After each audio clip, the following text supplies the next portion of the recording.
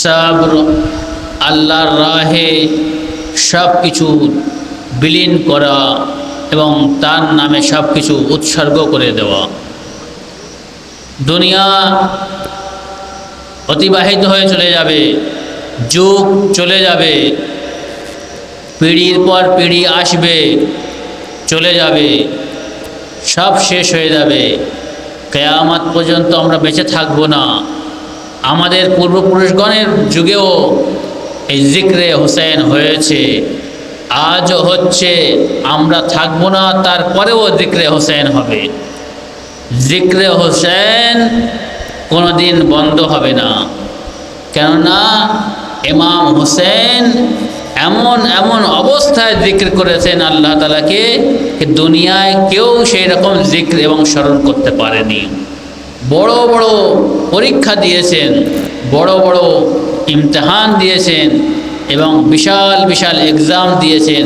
সেই এক্সামে পাশ করার পর ইমাম হোসেন এত বড় মর্যাদায় পৌঁছেছেন, যাকে সৈয়দুশ শুহাদা বলা হয়েছে। সৈয়দুশ শুহাদা অর্থাৎ কি?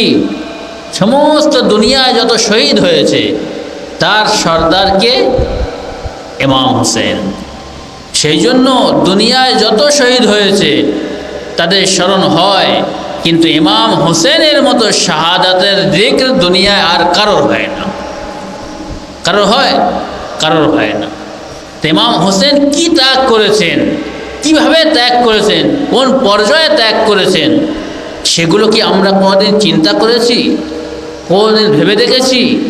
কোনোদিন কি মানুষের কাছে তুলে ধরেছি? আমরা যদি নিজেরা বুঝতে পারি তবে তো মানুষের কাছে আমরা তুলে ধরব।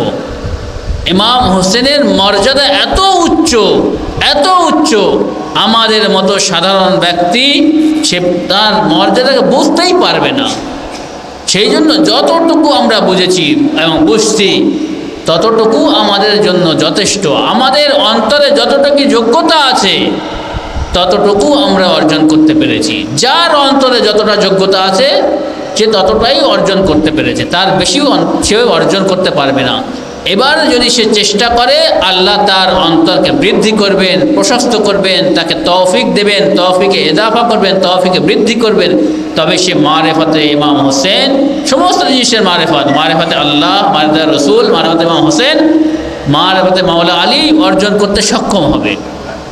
সেই জন্য মানুষের অন্তর এমন একটি, যেমন পাত্র, সে পাত্র নয়, যেমন একটা গ্লাস, তাতে মনে করেন 250 গ্রাম পানি ধরবে, তার বেশি দিলে পানি পড়ে যাবে। কিন্তু অন্তর এমন নয়। অন্তরে যত জ্ঞান আইবে, অন্তরে জ্ঞান যত বাড়বে বাড়বে, এমন হয় বলবে না যে আর আমি নেব না। অন্তর একটা আধ্যাত্মিক জিনিস, যত দেবেন তত হবে, আসবে আসবে, জ্ঞান বাড়তে থাকবে, বাড়তে থাকবে, বৃদ্ধি হবে থাকবে। কিন্তু অন্তর কোনোদিন বলবে না আমার জ্ঞান আর দরকার নেই, আমার অন্তর খুব ভরে গিয়েছে, পূরণ হয়ে গেছে, এবার পড়ে যাচ্ছে, আর নেব না। না, অন্তরে এমন আল্লাহ তাআলা একটা ক্যাপাসিটি দান করেছেন, যার মধ্যে যত মারেফাত আইবে তত বৃদ্ধি হবে, বৃদ্ধি হবে, বৃদ্ধি হবে, এবং জ্ঞান মানুষের মারেফাতুল্লাহ, মারেফাতে রসুল্লাহ, মারেফাতে আউলিয়া আল্লাহ তাক পর্যন্ত পৌঁছে দেবে। সেই জন্য এই অন্তর দিয়ে আমাদেরকে আল্লাহর একত্ববাদকে বুঝতে হবে, মারেফাতে রসুল্লাহ বুঝতে হবে, এবং মারেফাতে অলিউল্লাহ এবং আউলিয়া আল্লাহকে বুঝতে হবে।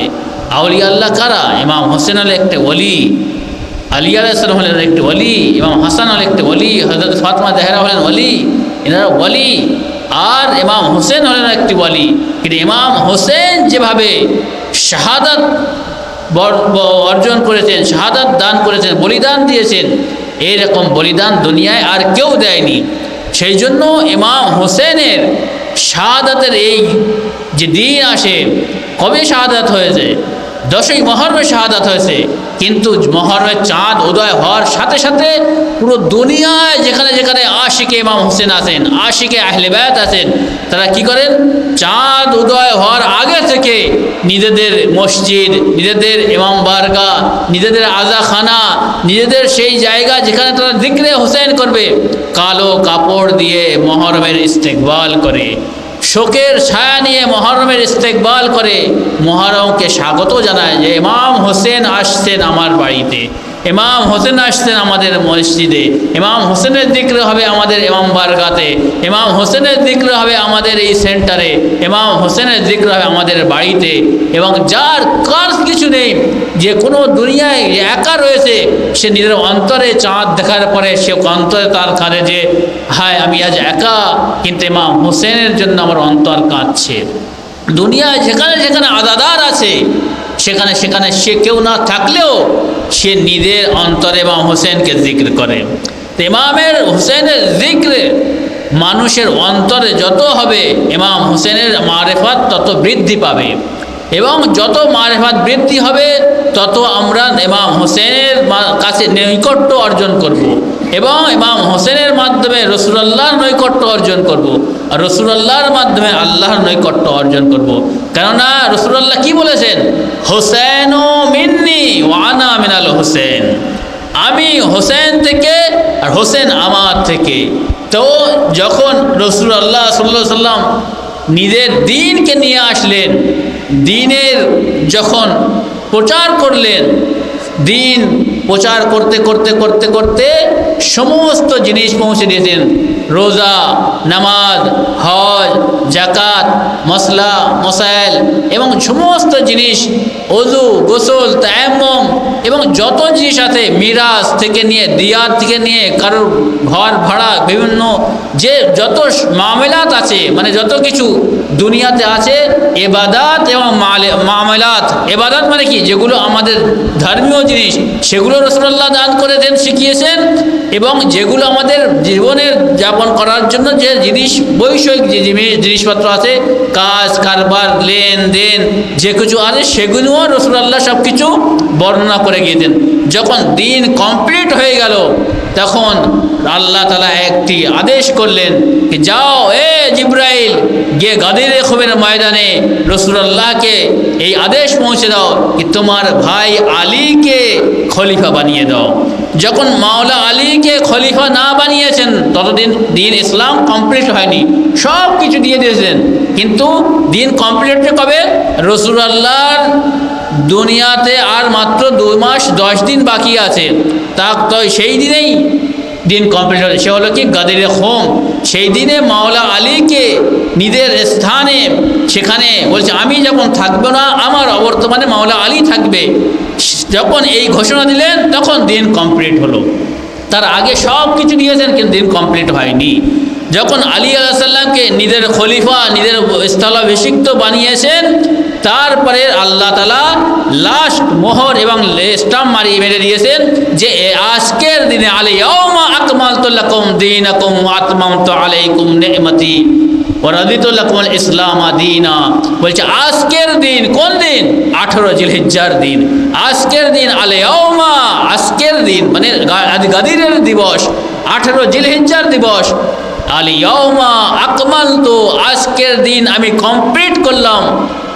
আল-ইয়াওমা আকমালতু লাকুম, তোমাদের জন্য আল-ইয়াওমা আকমালতু লাকুম দীনা, দিনকে কমপ্লিট করলাম। ও আতমামতু আলাইকুম নি'মাতি, আর তোমাদের উপরে আমার নিজের নেয়ামতকে পরিপূর্ণ করলাম। রাদিতু লাকুম ইসলাম দীনা, আর তোমাদের জন্য আমার ইসলাম থেকে আমি সন্তুষ্ট হয়ে গেলাম। তো আজকের দিনে সন্তুষ্ট হলো কবে? যখন মাওলা আলীকে গাদির খুমের ময়দানে আলী আলাইহিস সালামকে রাসূলুল্লাহ নিজের স্থলাভিষিক্ত তৈরি করেছেন, সেই দিন আল্লাহ তাআলা লাস্ট মোহর দিয়ে দিয়েছেন যে এরপরে আমি দিন ইসলাম থেকে কমপ্লিট করে দিলাম, নেয়ামত কমপ্লিট করে দিলাম, আমি রাজি হয়ে গেল, দিন ইসলাম পরিপূর্ণ হয়ে গিয়েছে।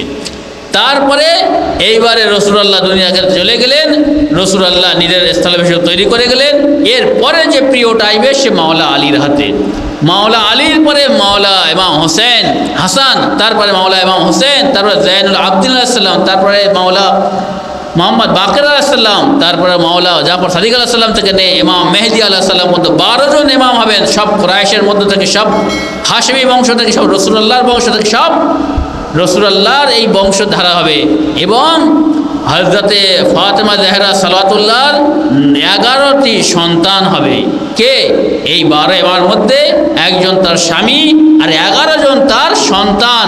আর ইমাম এও বলেছেন, রাসূলুল্লাহ বলছে ইমাম হোসেনের 9টি সন্তান হবে ইমাম, আর 9ম সন্তানের নাম হলো মেহেদী আলাইহিস সালাম।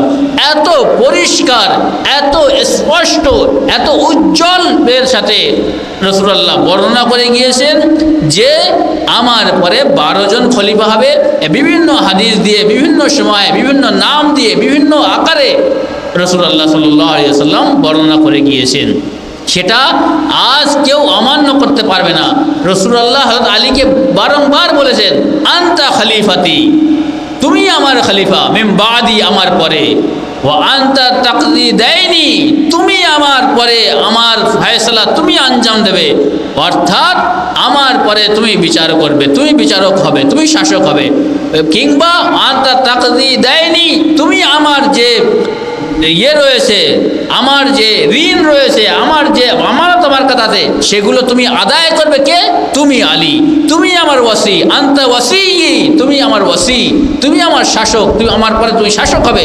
ওয়ান্তা ওয়ালিল মুমিনিন, আর তুমি হলে মুমিনদের ওয়ালি এবং মুমিনদের হলে অভিভাবক। তো মাওলা আলীকে বারবার বিভিন্ন হাদিসের দ্বারা এটা বলে দেন। তারপরে তবুকের যুদ্ধে যাওয়ার সময় মাওলা আলীকে মদিনায় রেখে গিয়েছিলেন, খলিফা তৈরি করে গিয়েছিলেন, বলেছেন আনতা মিন্নি বিমানজিলাতে হারুন আমি মূসা, তোমার সাথে আমার সম্পর্ক সেইটা যেরকম হারুনের সাথে মূসার সম্পর্ক ছিল। কিন্তু লা নবিয়া বাদি, আমার পরে কোনো নবী হবে না। একটি মাত্র পার্থক্য, মূসার সাথে হারুনের যে সম্পর্ক ছিল, আমার সাথে তোমার সেই সম্পর্ক আছে, কিন্তু হারুনের পরে নবী নবুয়াতের সেই শাখা নবুয়াতের সেটা অব্যাহত ছিল, কিন্তু আমার পরে তুমি আমার ভাই হবে, ওয়াসি হবে, শাসক হবে, আমার খলিফা হবে, কিন্তু আমার পরে আর কোনো নবী হবে না। যেহেতু তুমি অলি হবে আর আমি শেষ নবী, খাতামুন নবিয়্যিন, আমার পরে কোনো নবী হবে না, এইটাই শুধু পার্থক্য। বাকি আমার সাথে তোমার সেই যে সম্পর্ক মূসা আর হারুনের মধ্যে যে সম্পর্ক ছিল। তাহলে এখানে বোঝা যায় মূসা আলাইহিস সালাম যখন তুরে গিয়েছিলেন, তখন 30 দিনের জন্য ওয়াদা করে গিয়েছিলেন। 30 দিনের জন্য বলেছিলেন যে আমি যাচ্ছি, আমার পরে এই হারুন তোমাদের ওয়ালি, তোমাদের খলিফা, তোমাদের ইমাম, তোমরা ইমামের কথা শুনবে, তোমরা হারুনের কথা শুনবে, তোমরা যেন নিজের আত্মার কথা শোনো না, নিজের ইচ্ছা মতো যেন চলো না। হযরতে মূসা আলাইহিস সালাম কোহে তুর পাহাড়ে চলে গেলেন। যাওয়ার পর যখন 30 দিন হয়ে গেল, 30 দিনের পরে আল্লাহ তাআলা সেখানে করলেন, সেখানে আরও 10 দিন ইজাফা করলো। وعدنا موسى 30 ليلة أتممناها ب10 فتم ميقات ربه 40 ليلة। বলছে যখন ইমাম হযরত মূসা আলাইহিস সালাম গেলেন 30 রাতের জন্য, 30 রাত অতিবাহিত হওয়ার পরে আল্লাহ তাআলা আবার 10 দিন বাড়ালেন, মোট 40 দিন হলো। এই 40 দিনের মধ্যে মূসা আলাইহিস সালামের জাতি হযরত হারুনকে ত্যাগ করে দিয়ে, অমান্য করে কি করেছে?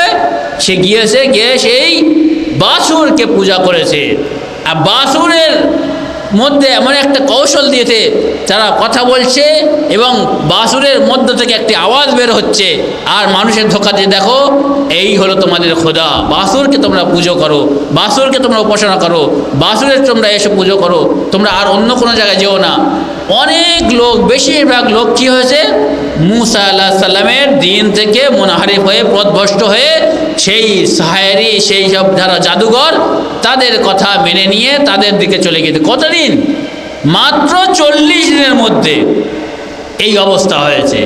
তাহলে রাসূলুল্লাহ সাল্লাল্লাহু আলাইহি ওয়া সাল্লাম সারা জীবনের জন্য চলে যাচ্ছেন, আর ফিরবেন না। তাহলে দেখেন সেখানে রাসূলুল্লাহর উম্মতেরা হযরত আলী আলাইহিস সালামের কথা কি শুনেছেন? শোনেনি। যেমন রাসূলুল্লাহ বললেন আমার সাথে তোমার সম্পর্ক সেটা যেটা হারুনের সাথে মূসার সম্পর্ক। তাহলে মূসা আলাইহিস সালাম যখন কোহে তুরে গিয়েছিলেন, হারুনের কথা মানেনি কারা? মূসা আলাইহিস সালাম জাতিরা। অনুরূপ যখন দুনিয়া থেকে রাসূলুল্লাহ চলে গিয়েছেন, রাসূলুল্লাহ যাওয়ার পরে আলী আলাইহিস সালামের কথা রাসূলুল্লাহর উম্মতেরা মানেনি, কারণ সম্পর্ক একই। রাসূলুল্লাহ জানতেন যে অবস্থা হারুনের সাথে হয়েছে, আমার পরে সেই অবস্থা আলীর সাথে হবে। সেই জন্য তো বলেছেন আমার সাথে তোমার সেই সম্পর্ক যে সম্পর্ক মুসার সাথে হারুনের সম্পর্ক, যা যা ঘটেছে মুসার হারুনের মধ্যে আমার আর তোমার মধ্যে সেই তাই ঘটবে। ওরা যে মশলা নিয়ে এসছে, এখানে আলী আলাইহিস সালামের বিরুদ্ধে কোনো এক ব্যক্তিকে নিয়ে এসছে, খাড়া করেছে, এবং আলী আলাইহিস সালাম যে কথা বলেছে তার কথা শোনা হয়নি, যার কারণে এই আজকের কারবালা ঘটিত হয়েছে। কারবালা কেন ঘটিত হয়েছে? রাসূলুল্লাহর কথা অমান্য করার কারণে, রাসূলুল্লাহর পথকে সরিয়ে দিয়ে অন্য পথে যাওয়ার কারণে, রাসূলুল্লাহর যে সন্তান, যে রক্ত সম্পর্কিত সন্তান, রাসূলুল্লাহর বেটির বেটাকে কাতলে করে দিচ্ছে সকলের সামনে উজ্জ্বল দিনে মরুভূমিতে। সেখানে কারা? সাহাবীরা রয়েছে, সাহাবীর ছেলেরা রয়েছে, সাহাবীর বংশধররা রয়েছে। সাহাবীরা এসে ফতোয়া দিচ্ছে, রাসূলুল্লাহ বলছে যে ইমাম হোসেনকে হত্যা করো, ইমাম হোসেনকে হত্যা করো, ইমাম হোসেনকে হত্যা করা ফরজ। তারা বলছে চলো নামাজে আসর পড়ে নেই, আসর পড়ে চলো আমরা ইমাম হোসেনকে হত্যা করব, তার গলা কাটবো। মানে তারা কেমন নামাজি ছিল যে রাসূলুল্লাহর নামাজ যে নিয়ে এসছে সেই নামাজ পড়ছে ইসলামের, আর রাসূলুল্লাহর সন্তানকে হত্যা করছে। মানে কত জঘন্য, কত বিচ্যুতি হয়ে গেছে। নামাজের আসল যে রূপ ছিল, শুধু তার মধ্যে বাহ্যিক রূপটা রয়ে গেছিল। আসল যে নামাজ, আসল নামাজের রূপ সে হলো রসুল এবং রসুলের আহলে বাইত, রাসূলুল্লাহর বংশধর। রুহে নামাজ ওদের কাছে ছিল না, সে শুধু দেখাও, শুধু ওঠা বসা ছিল। প্রকৃত সে নামাজই ছিল না, ওঠা বসা ছিল। রুহে নামাজ, আত্মা, নামাজের যার আত্মা, আমার নামাজের মধ্যে যাদের উপরে দুরূদ পাঠ করছে, সে আহলে বায়াতের ওপর, নবী এবং নবীর আহলে বায়াতের ওপর দুরূদ পাঠ করছে, শুধু মুখে বুলি আওড়াচ্ছে। প্রকৃতপক্ষে সে আওলাদে রাসূলের উপর তারা সম্মান দিল না। যে নামাজ পড়ছে, নামাজের মধ্যে কি রসুল মোহাম্মদ ও আলে মোহাম্মদের উপরে দুরূদ পাঠ করছে, আর সেই নামাজ পড়ে এসে আলে মোহাম্মদকে হত্যা করছে, তাহলে এই নামাজ কবুল হবে? মুখে শুধু বলা আমি মোহাম্মদ ও আলে মোহাম্মদের উপর দুরূদ পাঠ করছি, কিন্তু প্রকৃতপক্ষে এসে আওলাদে রসুলকে হত্যা করছে। তাহলে এরা কি জান্নাতি হতে পারে? কোনোদিন জান্নাতি হতে পারে না। সেই জন্য মানুষকে বিবেক খুলে, মানুষকে অন্তর খুলে, মানুষকে প্রশস্ত করে অন্তর ভালো করে চিন্তা করা দরকার। আর বিশেষ করে মুসলমানদেরকে জানা দরকার যে আহলে বায়াতের সাথে মুসলমানরা এবং রসুলের সাহাবীরা, রসুলের সাহাবীর পুত্ররা, রসুলের সাহাবীর সেই বড় বড় হাফেজ, কারি এবং যারা বড় বড় মুফতি ছিল, তারা ফতোয়া দিয়েছে ইমাম হোসেনের বিরুদ্ধে, তাকে হত্যা করার জন্য, জবাই করার জন্য। তাহলে চিন্তা করা দরকার, আওলাদে রসুলকে হত্যা করা হচ্ছে, রসুলের সাহাবীরা, রসুলের সাহাবীর সন্তানরা হত্যা করছে। তাহলে আমরা কার পথে যাব? সাহাবীদের ধরবো, সাহাবীদের পুত্রদের পথে চলবো, না ইমাম হোসেনের পথে, যে রাসূলুল্লাহর রক্ত, রাসূলুল্লাহর যে বেটির বেটা, তার পথে যাব? তিনি জান্নাতের সর্দার, মা জান্নাতের সর্দারিনী, বাপ জান্নাত জাহান্নামের বন্টনকারী। বাপ হলেন আলী আলাইহিস সালাম, যে জান্নাতে যাওয়ার পূর্বে হাউজে কাউসারে রাসূলুল্লাহর পাশে দাঁড়িয়ে মুমিনদেরকে পানি পান করাবে। তাদের ধরবো, তাদের মানবো, তাদের পথে থাকবো, না যারা আহলে বায়াতকে হত্যা করেছে, আহলে বায়াতকে লাঞ্ছিত করেছে, আহলে বায়াতকে বিভিন্ন ধরনের আযিয়াত এবং তাকে বিভিন্ন ধরনের কষ্ট দিয়েছে এবং তার ক্লেশ দিয়েছে এবং তাদের উপর জুলম অত্যাচার করেছে। একদিন নয়, দুদিন নয়, একজনের নয়, দুইজনের নয়, বরং সমস্ত আওলাদে রাসূলকে তারা হত্যা করেছে। চিন্তার বিষয় নয় কি জান্নাতের যুবকদের সর্দার যারা, তাদেরকে বিষ দিয়ে মারা হচ্ছে, কোনো অস্ত্র দিয়ে মারা হচ্ছে, কোনো বিষাক্ত তলোয়ার দিয়ে মারা হচ্ছে, কখনো তাদের উপরকে বিভিন্ন জিনিস দিয়ে তাদেরকে আযিয়াত করা হচ্ছে, তাদেরকে একঘরে করে দেওয়া হচ্ছে, তাদেরকে জেলে পাঠানো হচ্ছে। বিভিন্ন 11টি ইমাম, আলী আলাইহিস সালাম থেকে নিয়ে ইমাম হাসান আসকারি এবং মেহদী আলাইহিস সালামের পিতা পর্যন্ত 11টি ইমামকে আল্লাহ তাআলা দিয়েছিলেন যে উপহার, যে জিনিস দিয়েছিলেন, যাকে ব্যবহার করার জন্য আল্লাহ তাআলা বলে এদের কাছ থেকে জ্ঞান অর্জন করো, এদের কাছ থেকে মাসলা মাসাইল জিজ্ঞেস করো, এদের কাছ থেকে সব দিন ইসলামকে ব্যাখ্যা নাও, এদের কাছ থেকে কোরআনের ব্যাখ্যা নাও। তাদেরকে কি করেছেন উম্মত এক ঘরে করে দিয়েছে, তাদেরকে জিন্দান করে দিয়েছে, তাদেরকে জেলখানায় বন্দি করে দিয়েছে, তাদেরকে জেলখানায় যখন বন্দি করে পারছে না তাকে বিষ দিয়ে হত্যা করেছে, কাউকে তলোয়ার দিয়ে হত্যা করেছে। তাহলে এই জিনিসগুলো আজকে আমরা কেন লুকিয়ে রেখেছি? আজকের দুনিয়ায় এত ওয়াজ নসিহত হচ্ছে, কেন রাসূলুল্লাহর এই হাদিস বর্ণনা করা হয় না কি রাসূলুল্লাহ বলে গিয়েছেন আমার পরে 12 জন খলিফা হবে, আর সব কুরাইশ বংশ থেকে হবে, সব হাশিমি বংশ থেকে হবে, হযরত ফাতেমা জাহরা সালাওয়াতুল্লাহর সন্তানের মধ্য থেকে হবে। এটা বলা হচ্ছে না কেন? কেন বলা হয় না? এই জিনিস আজকের মুবাহেলার বা ঘটনাকে কেন বর্ণনা করা হয় না? মুবাহেলা, ঈদে মুবাহেলা 5 পঞ্চতনকে রাসূলুল্লাহ সাথে করে নিয়ে গিয়েছিলেন, সে ঘটনা আজকের কেন মৌলভী মাওলানা বর্ণনা করেন না? কেননা আহলে বায়তের ফাদাইল মর্যাদা, তাদেরকে মানাকিব ফুটে উঠবে দুনিয়ায়, আহলে বায়তের দিকে চলে যাবে। কেন এত ভয়? আহলে বায়ত হলেন প্রকৃত সত্যবাদী। সেই জন্য আল্লাহ তাআলা বলেছেন ইয়া আইয়ুহাল্লাযীনা আমানু আবতাগু ইলাইহিল ওয়াসিলা, তোমরা ওয়াসিলাকে তালাশ করো।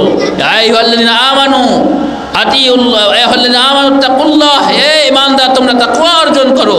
ওয়া কুনু মা'আস সাদিকিন, তোমরা সত্যবাদীদের সাথে হয়ে যাও। সত্যবাদী কারা? সেই পাক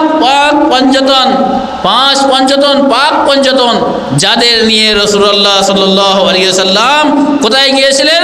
সেই মুবাহেলার ময়দানে, সারা দুনিয়ার লোকেদের সামনে মাঠে নিয়ে গিয়ে, ময়দানে নিয়ে গিয়ে বলে দিতে, দেখো সত্যবাদী যদি আরো কেউ থাকতো তাদেরকেও সাথে নিয়ে আসতাম, কিন্তু সত্যবাদী কেউ নেই। শুধুমাত্র এই এখন এই দুনিয়ার উপরে প্রকৃত সত্যবাদী, মাসুম, নিষ্পাপ এবং সমস্ত রকমের রিস্ক থেকে দূরে যে রয়েছেন এই 5 জন রয়েছে। সেই জন্য 5 জনকে নিয়ে এসেছি। এছাড়া যদি আরো সিদ্দিক থাকতো, সত্যবাদী থাকতো, কেউ যদি সিদ্দিকা থাকতো, কোনো মহিলা থাকতো সত্যবাদী মহিলা, তাকে সাথে নিয়ে আসতাম। যেহেতু এই শুধুমাত্র পঞ্চতন শুধু সত্যবাদী, সেই জন্য আমি নিয়ে এসেছি বাতিলের বিরুদ্ধে কি করতে? মুবাহেলা করতে এবং বদদুয়া করতে, যারা বাতিল হবে তারা ধ্বংস হবে। সেই জন্য শুধুমাত্র পঞ্চতনকে নিয়ে এসেছেন রাসূলুল্লাহ সাল্লাল্লাহু আলাইহি ওয়াসাল্লাম। দুরূদ পাঠ করে মুহাম্মদ ওয়া আলি মুহাম্মদ। কেন ঈদে মুবাহেলাকে আজকের দুনিয়ার সামনে তুলে ধরা হয়নি? এর প্রশ্ন কে দেবে? এর প্রশ্নের উত্তর কে দেবে? আরে প্রশ্ন করবেটা কে? আরে করবে কারা? যারা সেই মাবিয়ার রাস্তার খানের এই রামদা খেয়েছে, সেই চর্বি জাতীয় খাদ্য খেয়েছে, তারা কি করে বর্ণনা করবে? আবু সুফিয়ানের সাথে থেকে যারা সর্বদা রাসূলুল্লাহর সাথে সারা জীবন যুদ্ধ করে এসেছে, তারা কি বর্ণনা করবে?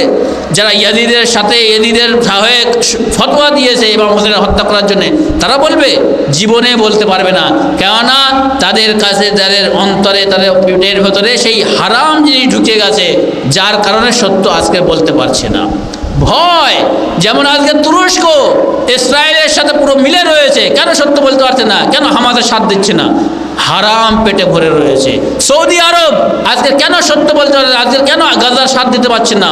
আজকের ইয়ামানের উপর কেন হামলা করছে? ইয়ামান তো তার ভাই, এমন তো মুসলমান দেশ, এমন তো আরব দেশ, এমন তো তার পড়োশি দেশ।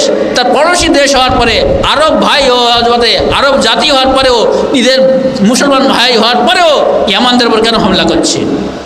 আজকের কেন সেই ফিলিস্তিনদের সাথ দিচ্ছে না, হামাসদের সে সাথ দিচ্ছে না? তারা তো মুসলমান, তারা তো আরব ভাষী, তারা তো অনারব নয়।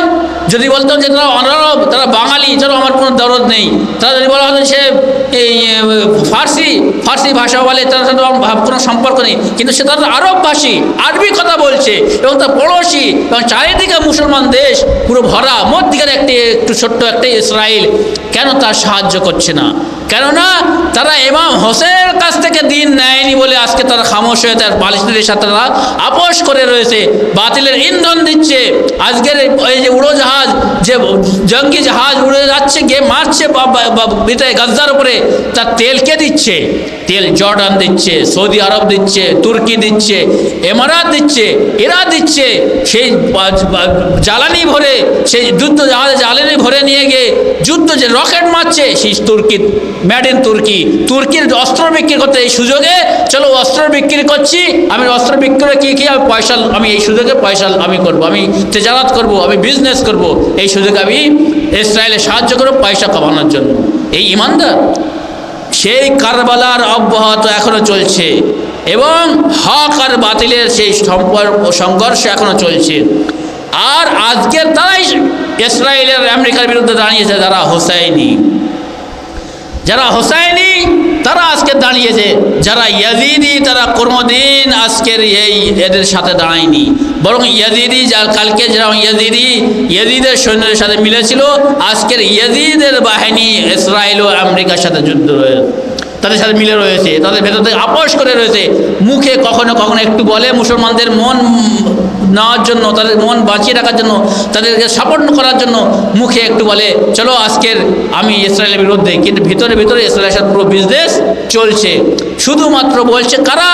যারা নিজেদের দিন, নিজেদের ধর্ম, নিজেদের সব কিছু, নিজেদের ইসলাম কারবালা থেকে নিয়েছে, তারাই আজ দাঁড়িয়ে রয়েছে বাতিলের বিরুদ্ধে। বাকি সব ভিতরে ভিতরে সব ওদের ইসরায়েল আমেরিকার সাথে আপোষ করে আছে। আজকের যুগের ইয়াজিদ কে? আজকের যুগের ইয়াজিদ হলো আমেরিকা। আজকের ইয়াজিদের সাথে যারা দেবে তারা সেই ইমাম হোসেনের বিপক্ষে যারা ছিল, ইয়াজিদের সাথ দিয়েছে মুফতি, সে বড় বড় হাফেজ, সেই সাহাবাদের সন্তানগণ, সাহাবাদের রিশতেদার, তাদের পরিবার, তাদের আত্মীয় স্বজন, তারা কে কার সাথে ছিল? সেই ইয়াজিদের সাথে ছিল। যুগের ইয়াজিদ কে ছিল? মাবিয়ার ছেলে ইয়াজিদ। আর আজকের যুগের ইয়াজিদ কে? আজকের যুগের ইয়াজিদ হলো আমেরিকা। এই আমেরিকার সাথে কে রয়েছে? তার সাথে ছোট ইয়াজিদ হলো ইসরায়েল। আর ইসরায়েলের সাঙ্গপাঙ্গ কারা? কালকে যারা সেই শিমরা ছিল, সেই হুরমুলা ছিল, পিসারে সাদ ছিল, উমরে সাদ ছিল, আজকের সেই সব উমরে সাদ, পিসারে সাদ, আজকের হলো সৌদি আরব বিন সালমান পিসারে সাদ, আজকের হলো তুর্কি সেই এরদোগান, সে হলো উমরে সাদ, কেউ হলো সেই জর্ডান আবদুল্লাহ, সে হলো সীমার, এই হলো একজন হচ্ছে সীমার জুলজাইশান, একজন হচ্ছে হুরমুলা। এদের রূপ আজকের এরা। কালকে যেরকম কারবালার ময়দানের রূপ ছিল, আজকের দিনের রূপ কারা? এরাই হলো সেই সব রূপ যারা আজকের হোসাইনি মুসলমানদের উপরে অত্যাচার করছে, হোসাইনি মুসলমানদের উপরে আক্রমণ করছে, হোসাইনি মুসলমানদেরকে গলা কেটে দিচ্ছে, তাদের রক্তকে বহিয়ে দিচ্ছে। এই জিনিসকে জানা দরকার। এই ইমাম হোসেনের দিক কেন করা দরকার? ইমাম হোসেন আমাদের কি জানেন, কি শিক্ষা দিয়ে জানেন? ইমাম হোসেন এইটাই শিক্ষা দিতেন, জালিমের বিরুদ্ধে কোনোদিন নিজের মাথাকে নত করবে না, জালিমের বিরুদ্ধে কোনোদিন নিজের মাথাকে নত করবে না, মাথা দিয়ে দেবে, কেটে দেবে, মাথা নত করবে না। এ কে দিয়ে শিক্ষা? ইমাম হোসেন দিয়ে দেবে। কেন আজকে আমরা জিকির করছি? কেন আমাদের মুখে এত সাহস? ইমাম হোসেন আমরা আমাদের ইমাম বলে, ইমাম হোসেনকে আমরা স্মরণ করি বলে আমরা জান দিয়ে দেব, নিজের কল্লা দিয়ে দেব, নিজের মুন্ডু দিয়ে দেব, নিজের শির দিয়ে দেব, কিন্তু বাতিলের সাথে কোনোদিন আমরা আপোষ করবো না। এই শিক্ষা কে দিয়েছে? আজকের হাজার হাজার যে মুসলমান মরছে, শহীদ হচ্ছে, তাদের প্রেরণা কে? তাদের প্রেরণা কারবালা, তাদের প্রেরণা ইমাম হোসেন, তাদের প্রেরণা শাহাদাত, তাদের প্রেরণা ইসলামকে বাঁচিয়ে রাখা, ইসলামের ধৈর্যকে দেখিয়ে দেওয়া, ইসলামের সম্মানকে তুলে ধরা। নিজের জান চলে যায় কিন্তু ইসলামের উপর যেন কোনো আঘাত না আসে। আমি ছোট, ইসলাম বড়, আমি ছোট, দিন বড়, আমি ছোট, ধর্ম বড়, আমার সম্মান কম, ধর্মের সম্মান বেশি, আমার সম্মান কম, ইসলামের সম্মান বেশি। ওই জন্য নিজেকে বিলীন করে দিয়ে ইসলামের পতাকাতে উঁচু করা, এটা কাদের নিশানি? মুমিনদের নিশানি। ইমাম হোসেনের এই আদাদারি মাধ্যমে এত বড় স্পিরিট রয়েছে মানবতার মধ্যে, এবং মানুষের অন্তরের মধ্যে এমন একটি সাহস, এমন একটি স্পিরিট, এমন একটি সেই সৎ সাহস আসে যে বাতিলের সামনে দেখে, জালিমের সামনে দাঁড়িয়ে, জালিমের চোখের সাথে চোখ মিলিয়ে জালিমকে জালিম এবং অত্যাচার বলতে বলে শিক্ষা দেয়। জালিম এবং জুলুম দেখে কোনোদিন ভয় করে না। এই শিক্ষা কে দিয়েছে? আজকের এখানে আমরা এতদিন পরে পেয়েছি। কেন পেয়েছি এই শিক্ষা দিয়ে? এই শিক্ষাটা এতদিন পেয়েছি, এতদিন পরে পেয়েছি। 1400 বছর লেগে গেছে এই শিক্ষা পেতে। এত আবর্জনার মধ্যে এই জিনিসকে লুকিয়ে রাখা হয়েছিল মাবিয়ার চাল, আবু সুফিয়ানের চাল, ইয়াজিদের চাল এবং বানি উমাইয়া, এদের যে বংশ বানি উমাইয়ার চাল এবং বানি আব্বাসের চাল এত নোংরা ছিল, এত কুৎসিত ছিল, এত খারাপ ছিল যে আহলে বায়াতের পবিত্র জিনিসকে এত ধামা চাপা দিয়েছিল, এত জঞ্জাল দিয়ে চেপে রেখেছিল। আজকের আমাদের কাছে পৌঁছাতে কত বছর লেগেছে? 1400 বছর লেগেছে। 1 বছর নয়, 2 বছর নয়, 3 বছর নয়, 50 বছর নয়, 100 বছর নয়, 1400 বছর আসার পর আমরা আমাদের পূর্বপুরুষগণ পাইনি, তার পিতাগণ পাননি, আমাদের পূর্বজ যারা মুসলমান ছিল তারা পাননি, আর এখনও কত মুসলমান আছে তারা পায়নি, আর পেতে গেলে আরও কত 100 বছর লাগবে জানি না। দিয়ে কত বড় চক্রান্ত ছিল হককে গোপন করার জন্য। কিন্তু আল্লাহ তাআলা কি বলছে?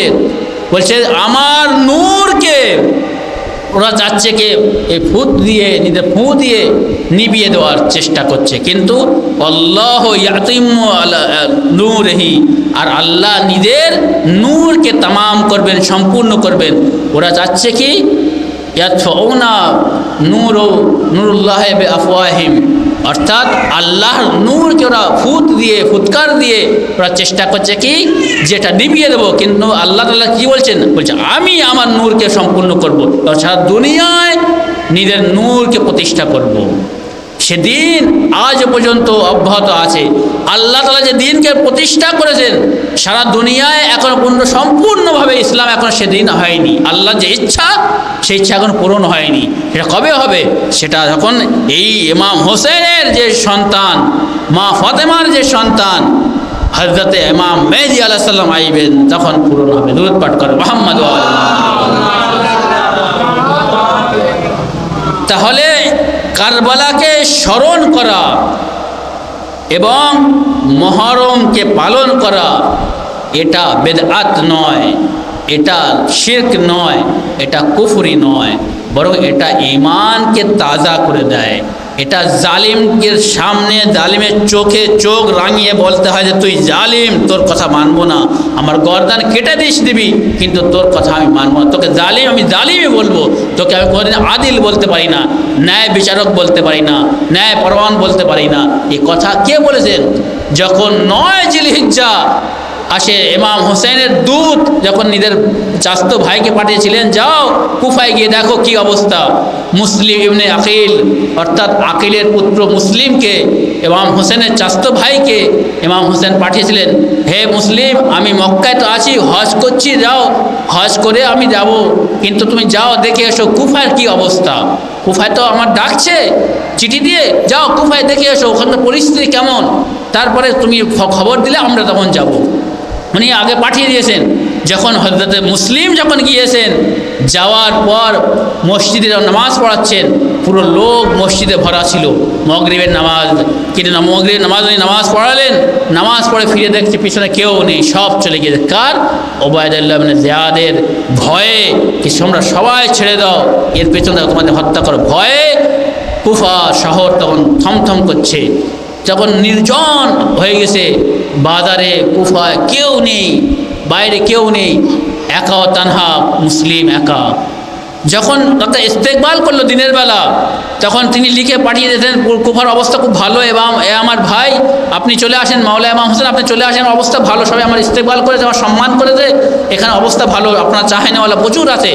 কিন্তু যখন চিঠি চলে গিয়েছে তার অবস্থা তাকে একা করে দিয়েছে। তখন বুঝতে হবে আমি তো পাঠিয়ে দিয়েছি ইমাম হোসেনের কাছে চিঠি লিখে, তাহলে সেটা আর কী করতে, আর তারপরে সুযোগ পায়নি যে এই অবস্থা লিখে পাঠাবে কারোর দ্বারায়। ইমাম হোসেনের কাছে চিঠি গেল, এই নিয়ে কাসিদ যখন পিয়ন নিয়ে যখন গেল চিঠি, যাওয়ার পরে অবস্থা ভালো দেখে তখন ইমাম হোসেন আসার প্রোগ্রাম করলেন। আর এসে তারপরে দেখছেন যে 9 জিলহিজ্জা কী হচ্ছে, ইমাম হোসেনের দূতকে কে ওবায়দুল্লাহ ইবনে জিয়াদ তাকে হত্যা করতে। কী করেছে? হত্যা করতে। যখন হত্যা করতে তখন ওবায়দুল্লাহ ইবনে জিয়াদকে বলছে বলো, যখন ধরে নিয়ে এসছে হাত বেঁধে, তখন লোকেরা বলছে, তার ওবায়দুল্লাহ ইবনে জিয়াদের সাঙ্গপাঙ্গরা বলছে আমিরকে সালাম করো। বলছে কি বলছে জানেন? বলছে আমার আমির ইমাম হোসেন, আমি ইমাম হোসেন ছাড়া কারোকে আর আমি সালাম করতে পারি না। আমার আমির কে? ইমাম হোসেন। কি বলছেন? কে বলছেন? ইমাম হোসেনের ভাই। আর যে ইমাম হোসেন, যাকে যিনি ইমাম হোসেনকে ইমাম মানেন, তিনি বলছেন। তো ওই রকম আমাদের ইমামকে, ইমাম হোসেন, তো যখন বলছেন আমিরকে সালাম করো, ওয়াইদুল্লাহ জিয়াদকে আমির বলো, বলছে না আমার আমির ইমাম হোসেন। এই যে সাহস কে দিয়েছে? ইমাম হোসেন দিয়েছেন। ইমাম হোসেনের সে শিক্ষা দিয়েছেন যে জালিমদের সামনে জালিমকে জালিম বলতে তোমরা ভয় করো না, অত্যাচারী বলতে তোমরা ভয় করো না। এই শিক্ষা কে দিয়েছেন? ইমাম হোসেন দিয়েছেন। অনুরূপ ইমাম হোসেন যখন বাইয়াত চেয়েছে এজিদ, বলছে আমি হাত দিয়ে আমি তোর কাছে আমি নিজেকে বিক্রি করব না। বাইয়াত মানে কি? বিক্রি করা। আমি নিজেকে বিক্রি করব না, আমি নিজের মাথা দিয়ে দেব, কিন্তু বাতিলের সামনে আমি মাথা নত করব না। সেই জন্য খাজা মঈনুদ্দিন চিশতি কি বলেছেন? শাহ আস্ত হোসেন।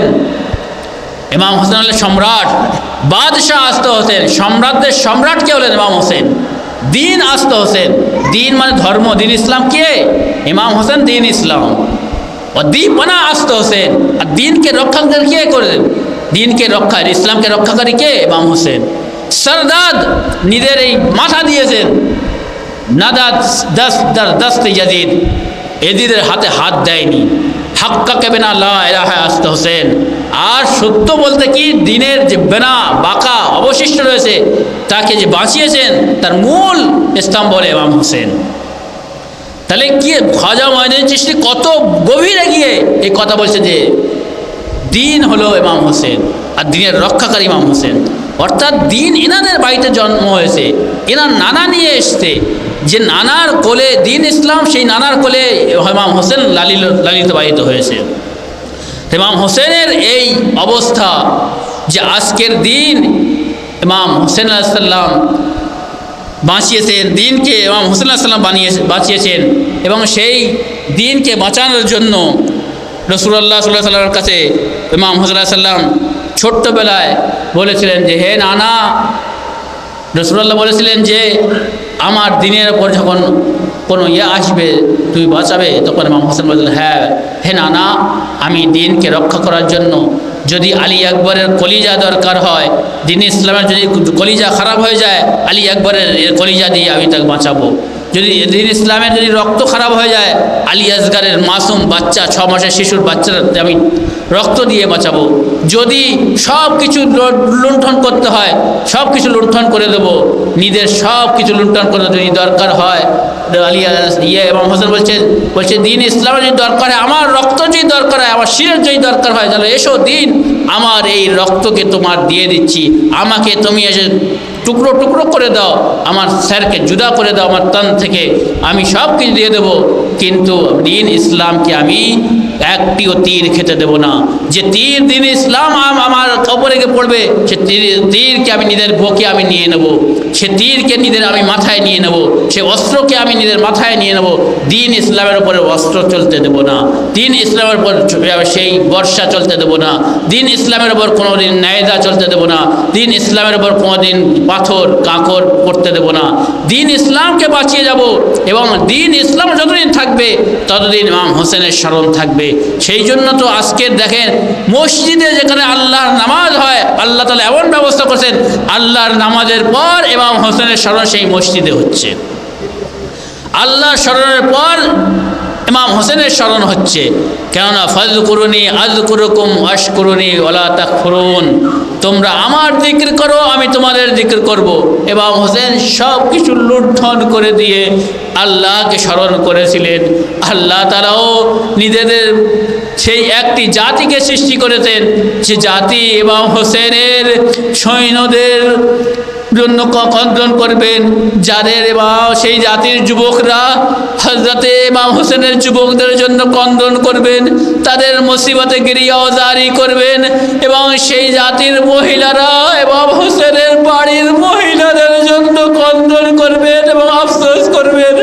আজকের আমাদের এই যে কন্দন, রাসূলুল্লাহ সাল্লাল্লাহু আলাইহি ওয়াসাল্লাম কি বলেছেন যে ইমাম হোসেনের এই হত্যা যে করা হচ্ছে, যে শাহাদাত করা হয়েছে, এই শাহাদাত এমন একটি উষ্ণ একটি উত্তাপ, যা মুমিনের অন্তরে সবসময় উত্তাপ হয়ে থাকে, সবসময় জলে দাউ দাউ করে জ্বলে, লা তাবরুদু আবাদা, কোনো দিন সেই ঠান্ডা হয় না, কোনদিন এই উষ্ণতা কোনদিন নিস্তব্ধ হয় না, সর্বদা মুমিনদের অন্তরে সেটা উত্তাপ হয়ে থাকে। সেই জন্য আজকে দেখেন না, যখন মুহররমের চাঁদ থেকে মানুষের যে চোখ থেকে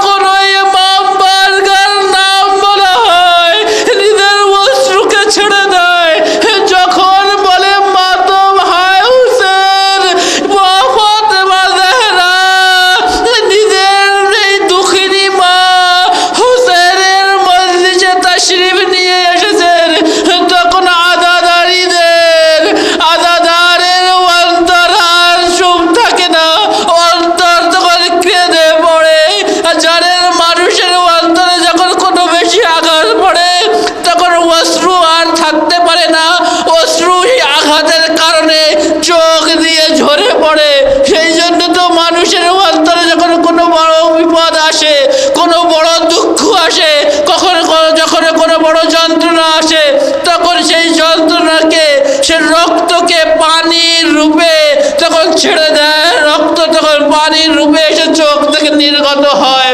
তাহলে ইমাম হোসেনের যে এই অশ্রু, এতে এত বড় শক্তি রয়েছে। জালিমরা এই অশ্রু থেকে আজকের ভয় করে, সেই জন্য তো বলে ইমাম হোসেনের ওপর খণ্ডন করা বিদআত। কেন বলে জানেন? ইমাম হোসেনের এই অশ্রুর প্রতি এত স্পিরিট, এত সাহস, এত শক্তি রয়েছে, জালিমরা এই অশ্রুকে কোনোদিন সহ্য করতে পারেনি আর পারবে না। সেই জন্য জালিম এবং অত্যাচাররা সর্বদাই আজাদের উপর হামলা করেছে, সর্বদাই এই ইমাম বারগার উপর হামলা করেছে, সর্বদাই এই ইমাম হোসেনের রওজার উপর হামলা করেছে, আহলে বায়াতের ইমামদের যে রওজা রয়েছে তার উপরে হামলা করেছে, সেটাকে চূর্ণ বিচূর্ণ করেছে বিভিন্ন বাদশাহ এসে। কিন্তু সেই ইমাম হোসেনের প্রদীপকে আজকে পর্যন্ত কেউ নিভাতে পারেননি। রাসূলুল্লাহ সাল্লাল্লাহু আলাইহি ওয়াসাল্লাম কি বলেছেন? ইন্নাল হুসাইনা মিসবাহুল হুদা ওয়া সাফিনাতুন নাজাহ। ইমাম হোসেন হলেন একটি প্রদীপ, যিনি হলেন সেই প্রদীপ থেকে হেদায়েত দান করছেন। ওয়া মিসবাহুল হুদা ওয়া সাফিনাতুন নাজাত, আর নেজাতের তরি, নেজাতের কিস্তিকে ইমাম হোসেন। সেই জন্য আজকের যারা ইমাম হোসেনকে চিনতে পেরেছেন তারা ইমাম হোসেনের কাস্তিতে সওয়ার হয়ে যাচ্ছেন। সেই জন্য বলছে যে इंसान को बेदार तो हो लेने दो, हर कौम पुकारेगी हमारा है हुसैन। ए मानव জাতি কে তো তাদেরকে জাগ্রত দাও, তাদেরকে জাগরণ হতে দাও, তাদের চেতনা ফিরিতে দাও। যখন চেতনা ফিরবে তখন সবাই, সব ধর্মের লোক বলবে হোসেন আমার, হোসেন আমার, হোসেন আমার জাতি। আজকের দিনে আমরা দেখি কারবালার ময়দানে, যেখানে ইমাম হোসেনের সেই রওজা মুবারক আছে, কারবালা মুআল্লা হয়েছে, সেখানে আমরা দেখছি ওই বিভিন্ন ধর্ম, বিভিন্ন জাতির বড় বড় পাদ্রীরা, বড় বড় তাদের ধর্ম সেই যাজকরা, ধর্মের বড় বড় লিডাররা এসে সেখানে সালাম করছে, বলছে হোসেন আমার আদর্শ, হোসেন আমার আদর্শ। বৌদ্ধ যাচ্ছে, হিন্দু যাচ্ছে, খ্রিস্টান যাচ্ছে, ইহুদি যাচ্ছে, জৈন যাচ্ছে, মুসলিম যাচ্ছে, মুসলিমদের যত ফেরকা আছে তারা যাচ্ছে গিয়ে সেখানে নিজের মাথাকে নত করে বলছে হোসেন আমাদের নেতা, হোসেন আমাদের নেতা, হোসেন মানবতার দেবতা, হোসেন মানবতার দূত, হোসেন মানবতাকে বাঁচিয়ে গিয়েছেন। যাদের মধ্যে মানবতা আছে তাদের ইমাম হলেন ইমাম হোসেন। সাল্লাল্লাহু আলা মুহাম্মদ ওয়া আলিহি তাইয়্যিবিন আত-তাহিরিন ওয়া লা তাল্লাহু আলাল কওমিজ জালিমিন। সায়ালামুল লাযিনা যালামু আইয়া মুনকালিবিন ইয়ানকালিবুন।